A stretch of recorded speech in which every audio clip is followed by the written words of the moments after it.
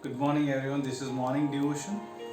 I'll start from the subject, which is like what to do when you don't know what to do. It's like amazing in our Christian life. There are times where the crisis comes, and there are times where everyone goes through some point in their life, the crisis, the problems, the difficulties, and sometimes you don't know what to do in such situation. No matter who you are, whether you are a businessman, have money, or whether you are middle class or any type of people we must be having, but everyone goes through, even the Christian minister, the pastors, missionaries, each and everyone in some point they have to go through some kind of difficulties which comes unnoticed, which comes without telling you, and sometimes we find ourselves in great trouble, and that time we say what to do. Even no matter we might have done Bible college, we are Bible college seminary students, or maybe we are experienced people, maybe old, still there is a point in our life we have to face crisis. Maybe not, we are not going through now, maybe, but that time there are time the situation comes where you have to face, and that time we say what to do. And when you find in such situation, like there is example in Second Chronicle chapter 20, where Jehoshaphat was found himself in this trouble. Like in chapter 20, Second Chronicle, it says that in the alliance came against him, the enemy came against him, and they were more than the numbers. It was very difficult and for him to handle this. Like you say in verse 1, it happened after this that the people of Moab with the people of Ammon and others with them beside the Ammonites came to battle against Jehoshaphat. Then some came and told Jehoshaphat, saying, great multitude is coming against you from beyond the sea, from Syria, and they are in Hazon.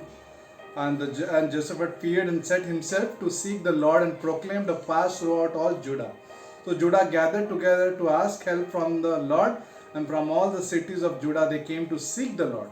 And the Jehoshaphat stood in the assembly of Judah and at Jerusalem, in the house of Lord before the new court, and said, O Lord God of our fathers, are you not God in heaven? And do you not rule over all the kingdoms of the nations? And in your hand is there not power and might? That's how he started. Like if you look at Jehoshaphat, he came into the situation, don't know what to do, and that moment he asked for help, and he asked the help from not people. He went straight to the Lord, and he announced publicly, as in the assembly, that we need to seek the Lord and fast, and so that no one is able to withstand you. Like are you not God who drove out the inhabitant of this land before your people Israel, and gave it to the descendant of Abraham, your friend forever, and they dwell in it and have built you a sanctuary in it for your name, saying, if disaster come upon us, what judgment, pestilence, or famine, we will stand before this temple and your presence. This is what happened, and then God gave a victory. If you look at verse 20, chapter 20, so they rose early in the morning and went out in the wilderness of Tekoa. And as they went out, Jehoshaphat stood and said, hear me, O Judah, and you are inhabitant of Jerusalem, believe in the Lord your God. And that day they saw that the enemy were struck down, and how God gave them a victory.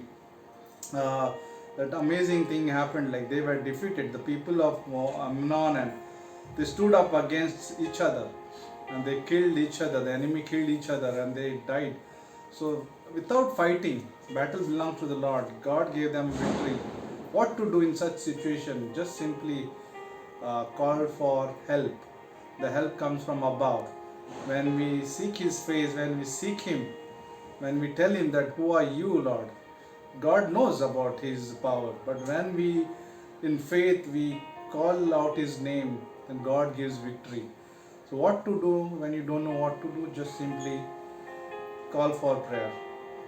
Simply ask God, simply seek his face, and see the answer are superb. The answer and the victory is beyond our imagination. So have a good day. Amen.